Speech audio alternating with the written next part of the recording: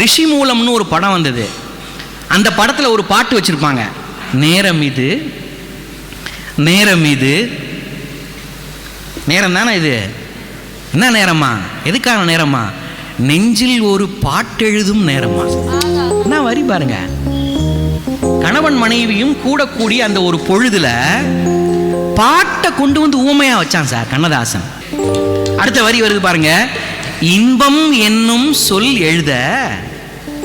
என்ன பாட்டான்? அந்த பாட்டுக்கு பேர் இன்பமா. இன்பம் என்னும் சொல் எழுத, நீ எழுத நான் எழுத, பிறந்தது பேர் எழுத. இங்க பாருங்க, நான் பாடவே இல்லை, வெறும் வரியா சொன்ன எப்படி கை தட்டுறீங்க பாருங்க நீங்க. இதாங்க கண்ணதாசன் வரிகளுக்கு உண்டான மகத்துவம். இதாங்க டியூன் கொடுத்தார் நடப்பைரவி ராகத்துல. மேகத்திலே வெள்ளி நிலா, காதலிலே பிள்ளை நிலா, தாகம் எல்லாம் தீருவது பிள்ளையின் தானாட்டிலா. உண்டு பிள்ளைக்கோடு ஆசை பிறந்த பின் கோலம் போடும் நேரங்கள். நேரம் இது நேரம் இது, நெஞ்சில் ஒரு பாட்டெழுத, இன்பம் என்னும் சொல் எழுத, நீ எழுத நான் எழுத, பிறந்தது பேரெழுத. நேரம் இது நேரம் இது, நெஞ்சில் ஒரு பாட்டெழுத. என்ன கம்போசிங் சார், என்ன கம்போசிங் பாருங்க.